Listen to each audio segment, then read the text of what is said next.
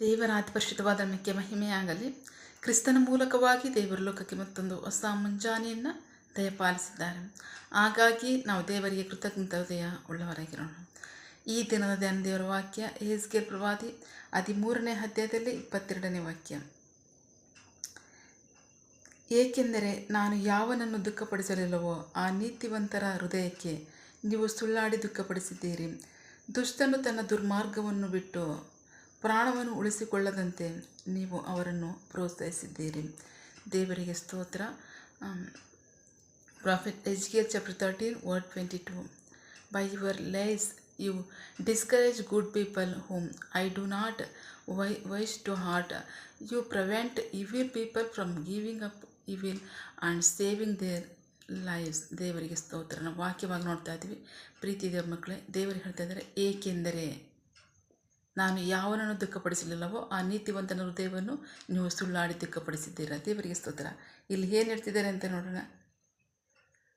20ನೇ ವಾಕ್ಯದಿಂದ, ಆದ್ದರಿಂದ ದೇವರಾದ ಯೆಹೋವನು ಹೀಗೆ ಹೇಳುತ್ತಾನೆ, ಈಗೋ ಪಕ್ಷಿಯನ್ನು ಪ್ರಾಣವನ್ನು ಬೇಟೆಯಾಡುವ ದಂಡುಗಳಿಗೆ ವಿರೋಧವಾಗಿದ್ದೇನೆ. ಅವುಗಳನ್ನು ನಿಮ್ಮ ತೋಳುಗಳಿಂದ ಹರಿದು ಬಿಡುವೆನು. ನೀವು ಬೇಟೆಯಾಡದಂತೆ ಬೇಟೆಯಾಡಿದ ಪ್ರಾಣಗಳನ್ನು ಬಿಡಿಸುತ್ತೇನೆ.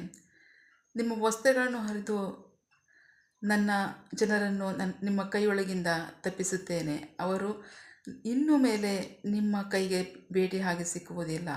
ನಾನೇ ಯೆಹೋವನೆಂದು ನೀವು ತಿಳಿದುಕೊಳ್ಳುವಿರಿ. ಏಕೆಂದರೆ ನಾನು ಯಾವನನ್ನು ದುಃಖಪಡಿಸಲಿಲ್ಲವೋ ಆ ನೀತಿವಂತನ ಹೃದಯಕ್ಕೆ ನೀವು ಸುಳ್ಳಾಡಿ ದುಃಖಪಡಿಸಿದ್ದೀರಿ. ದುಷ್ಟನು ತನ್ನ ದುರ್ಮಾರ್ಗವನ್ನು ಬಿಟ್ಟು ತನ್ನ ಪ್ರಾಣವನ್ನು ಉಳಿಸಿಕೊಳ್ಳದಂತೆ ನೀವು ಅವರನ್ನು ಪ್ರೋತ್ಸಾಹಿಸಿದ್ದೀರಿ. ಆದ್ದರಿಂದ ನೀವು ಇನ್ನು ಮೇಲೆ ಸುಳ್ಳು ದರ್ಶನಗಳನ್ನು ನೋಡುವುದಿಲ್ಲ ಮತ್ತು ಸುಳ್ಳು ದೈವೋಕ್ತಿಗಳನ್ನು ಅಭ್ಯಾಸಿಸುವುದಿಲ್ಲ. ಏಕೆಂದರೆ ನಾನು ನನ್ನ ಜನರನ್ನು ನಿಮ್ಮ ಕೈಯೊಳಗಿಂದ ಬಿಡಿಸುವೆನು. ನೀವು ನಾನೇ ಯೆಹೋವನೆಂದು ತಿಳಿದುಕೊಳ್ಳುವೆನು. ದೇವರಿಗೆ ಸ್ತೋತ್ರ. ಸುಳ್ಳು ಪ್ರವಾದಿಗಳನ್ನ ಕುರಿತಾಗಿ ದೇವರು ಈ ಮಾತುಗಳನ್ನ ಹೇಳ್ತಾ ಇದ್ದಾರೆ. ಸುಳ್ಳಾಗಿ ಜನರಿಗೆ ಪ್ರವಾದನೆಯನ್ನು ಹೇಳ್ತಕ್ಕಂಥದ್ದು. ಪಾಪ ಮಾಡಬಹುದು, ಪಾಪ ಮಾಡೋದ್ರಿಂದ ಏನೂ ತಪ್ಪಿಲ್ಲ. ಯೇಸು ಕ್ರಿಸ್ತರು ನಿಮ್ಮ ಎಲ್ಲ ಪಾಪಗಳಿಗಾಗಿ ಅವರು ಕ್ರಯವನ್ನು ಕಟ್ಟ ಹೋಗಿದೆ. ನೀವು ಇನ್ನು ಮುಂದೆ ಪಾಪ ಮಾಡಿದ್ರೂ ಸಹ ಅದು ತಪ್ಪಲ್ಲ ಅಂತ ಹೇಳ್ತಕ್ಕಂಥದ್ದು. ಅಷ್ಟು ಮಾತ್ರ ಅಲ್ಲ, ನೀತಿವಂತನಿಗೆ ನೀನು ನೀತಿವಂತನಾಗಿ ಜೀವಿಸ್ತಕ್ಕಂಥದ್ರಿಂದ ಏನೂ ಪ್ರಯೋಜನವಿಲ್ಲ. ತಪ್ಪು ಮಾಡದೆ ಜನರು ಒಳ್ಳೆಯದನ್ನು ಸುಖವನ್ನು ಅನುಭವಿಸ್ಲಿಕ್ಕೆ ಸಾಧ್ಯವಿಲ್ಲ ಅಂತ ಹೇಳ್ತಕ್ಕಂಥದ್ದು. ಇದು ಬಹಳ ದೊಡ್ಡ ಅಪರಾಧ. ಇದನ್ನು 13ನೇ ಅಧ್ಯಾಯದಲ್ಲೇ ಪೂರ್ತಿ ಆರಂಭದಿಂದ ದೇವರು ಹೇಳ್ಕೊ ಬರ್ತಾ ಇದ್ದಾರೆ. ದೇವರಿಗೆ ಸ್ತೋತ್ರ. ದೇವರು ಸುಳ್ಳು ಹೇಳ್ದಿದ್ರು ಇದನ್ನು ಹೇಳಿದ್ದಾರೆ ಅಂತ ಹೇಳ್ತಕ್ಕಂಥದ್ದು. ದೇವರು ಎಚ್ಚರಿಸ್ತಕ್ಕಂಥ ಮಾತುಗಳನ್ನೇ ಇಲ್ಲ, ಅದು ಅವಶ್ಯಕತೆ ಇಲ್ಲ. ನೀವು ನೀತಿವಂತರ ಜೀವಿಸೋ ಅವಶ್ಯಕತೆ ಇಲ್ಲ. ನೀವು ತಪ್ಪು ಮಾಡಿದ್ರೂ ಸಹ ದೇವರು ಅದನ್ನು ಕ್ಷಮಿಸ್ತಾರೆ. ಪಾಪವೇ ಅಲ್ಲ ಅದು. ಈಗಾಗಲೇ ನಿಮ್ಮ ಪಾಪಕ್ಕೆ ದೇವರು ಪ್ರಾಯಶ್ಚಿತ್ತವನ್ನು ಮಾಡಿದ್ದಾರೆ. ಸೊ ಇನ್ನು ನೀವು ಇಷ್ಟಾನುಸಾರ ಜೀವಿಸೋದಕ್ಕೆ ಅಧಿಕಾರ ಉಂಟು. ಕ್ಷಮಾಪಣೆ ಕೇಳಿದ್ರೆ ಸಾಕು, ಕ್ಷಮಾಪಣೆ ಉಂಟಾಗುತ್ತೆ. ಸೊ ಈ ಥರ ಬೋಧನೆಗಳಿರುತ್ತಲ್ಲ, ಇದು ಸುಳ್ಳು. ಇಂಥವ್ರನ್ನ ನಾನು ಬಿಡೋದಿಲ್ಲ ಅಂತ ದೇವರು ವಾಕ್ಯ ಭಾಗದಲ್ಲಿ 13ನೇ ಅಧ್ಯಾಯದಲ್ಲಿ ಅವರು ಆರಂಭದಿಂದ ಹೇಳ್ಕೊಬಂದಿದ್ದಾರೆ. ದೇವರಿಗೆ ಸ್ತೋತ್ರ. ನಾವು ಇನ್ನೊಂದು ವಾಕ್ಯ ನೋಡೋಣ. ಏಕೆಂದರೆ ಅವರು ವಾಕ್ಯವನ್ನು ನುಡಿದಿದ್ದಾರೆ. ಆ ವಾಕ್ಯ ಅದು ಎಂದಿಗೂ ಸಹ ಸುಳ್ಳು ಆಗಲ್ಲ, ಅದು ನೆರವೇರುವಂಥದ್ದಾಗಿದೆ. ಸೊ ನೀತಿವಂತನು ತನ್ನ ನೀತಿಯ ಮಾರ್ಗದಲ್ಲಿ ನಡೀಲಿ, ಅವನಿಗೆ ನನ್ನ ನೀತಿಯ ಫಲಗಳುಂಟು. ಆದರೆ ತಪ್ಪು ಮಾಡ್ತಕ್ಕಂಥ ಪ್ರತಿ ಪಾಪಿನೂ ಸಹ ಅವನು ಮಾನಸಾಂತರಪಟ್ಟು ನನ್ನ ಮಾರ್ಗಕ್ಕೆ ತಿರುಗಲಿ. ದೇವರಿಗೆ ಸ್ತೋತ್ರ. ತಪ್ಪುಗಳನ್ನ ಬಿಟ್ಟು ಮಾನಸಾಂತರಪಟ್ಟು ನನ್ನ ಮಾರ್ಗಕ್ಕೆ ತಿರುಗಲಿ ಅನ್ನೋದು ದೇವರ ಇಷ್ಟ. ಅವ್ರು ಯಾವತ್ತೂ ಸಹ ಒಬ್ಬ ನಾಶ ಆಗಬೇಕು ಅನ್ನೋದು ದೇವರ ಇಷ್ಟ ಅಲ್ಲ. ಪ್ರತಿ ಪಾಪಿಯ ವಿಷಯವಾಗಿ ಅವನು ಮಾನಸಾಂತರ ಪಡ್ತಕ್ಕಂಥ ವಿಷಯದಲ್ಲಿ ಪರಲೋಕ ರಾಜ್ಯವೇ ಸಂತೋಷ ಪಡುತ್ತೆ ಅಂತ ವಾಕ್ಯ ಹೇಳುತ್ತೆ. ತಪ್ಪು ಮಾಡ್ತಕ್ಕಂಥವನು ತನ್ನ ತಪ್ಪನ್ನು ಬಿಟ್ಟು ಅವನು ನೀತಿಯ ಮಾರ್ಗಕ್ಕೆ ತಿರುಗಲಿ, ಇದುವೇ ದೇವರ ಚಿತ್ತ ಹೊರತು ತಪ್ಪು ಮಾಡ್ತಕ್ಕಂಥವನ್ನೇ ಕ್ಷಮಿಸ್ತಕ್ಕಂಥದ್ದು ಅಥವಾ ಅವನು ಅದೇ ಮಾರ್ಗದಲ್ಲಿ ನೀತಿವಂತನ ಮಾರ್ಪಡ್ತಕ್ಕಂಥದ್ದು ಎಂದಿಗೂ ಸಹ ಅದು ಸುಳ್ಳಾಗಿದೆ. ದೇವರಿಗೆ ಸ್ತೋತ್ರ. ಇನ್ನೊಂದು ವಾಕ್ಯ ನೋಡೋಣ. ಸುಳ್ಳಾಡುವ ಹಾಗೆ ದೇವರು ಮನುಷ್ಯನಲ್ಲ, ಮನಸ್ಸು ಬದಲಾಯಿಸಿಕೊಳ್ಳುವ ಹಾಗೆ ನರಪುತ್ರನೂ ಅಲ್ಲ. ಆತನು ನುಡಿದದ್ದನ್ನು ಮಾಡದಿರುವನೇ, ವಾಗ್ದಾನ ಮಾಡಿದ್ದನ್ನು ಆತನು ನೆರವೇರಿಸದಿರುವನೇ. ಆಶೀರ್ವಾದಿಸುವುದಕ್ಕೆ ಅಪ್ಪಣೆ ಹೊಂದಿದ್ದೇನೆ. ಆತನು ಆಶೀರ್ವದಿಸುತ್ತಿದ್ದಾನೆ, ನಾನು ಅದನ್ನು ಬದಲು ಮಾಡುವುದಕ್ಕಾಗದು. ಆತನು ಯಾಕೋಬನಲ್ಲಿ ವಿಪತ್ತು ಕಾಣಲಿಲ್ಲ, ಇಸ್ರಾಯೇಲಿನಲ್ಲಿ ವಿಪತ್ತು ನೋಡಲಿಲ್ಲ. ಅವನು ದೇವರಾದ ಯೆಹೋವನು ಅವನ ಸಂಗಡ ಇದ್ದಾನೆ. ಅವರ ಅರಸನ ಜಯಧ್ವಜವು ಅವರಲ್ಲಿ ಉಂಟು. ದೇವರು ಅವರನ್ನು ಈಜಿಪ್ಟಿನೊಳಗಿಂದ ಹೊರಬರ ಮಾಡಿದ್ದಾನೆ. ಅವನಿಗೆ ಕಾಡು ಕೋಣದಂಥ ಬಲವನ್ನು ಉಂಟು. ನಿಶ್ಚಯವಾಗಿ ಯಾಕೋಬನಿಗೆ ವಿರೋಧವಾಗಿ ಶಕುನವಿಲ್ಲ, ಇಸ್ರಾಯೇಲಿಗೆ ವಿರೋಧವಾಗಿ ಮಂತ್ರತಂತ್ರವಿಲ್ಲ. ನೋಡಿರಿ, ತತ್ಕಾಲದಲ್ಲಿ ದೇವರು ಏನು ಮಾಡಿದನೆಂದು ಯಾಕೋಬನ ವಿಷಯವಾಗಿಯೂ ಇಸ್ರಾಯೇಲಿನ ವಿಷಯವಾಗಿಯೂ ಹೇಳುವೆನು. ದೇವರಿಗೆ ಸ್ತೋತ್ರ. ದೇವರು ವಾಗ್ದಾನ ಮಾಡಿದ್ದಾರೆ. ಸೊ ಆಶೀರ್ವಾದವನ್ನು ಪ್ರತಿಯೊಬ್ಬ ಮನುಷ್ಯನನ್ನು ದೇವರು ಆಶೀರ್ವದಿಸಿದ್ದಾರೆ. ನೀವು ಹೆಚ್ಚಾಗಿರಿ, ಬಹು ಸಂತಾನವುಳ್ಳವರಾಗಿರಿ, ಭೂಮಿಯನ್ನು ತುಂಬಿಸಿರಿ, ಎಲ್ಲದರ ಮೇಲೆ ಆಳ್ವಿಕೆ ಮಾಡಿರಿ. ಸೊ ಹೇಗೆ? ದೇವರ ವಾಕ್ಯದ ಪ್ರಕಾರವಾಗಿ ನಂಬಿಗಸ್ತರಾಗಿ ವಿಧೇಯರಾಗಿರಿ.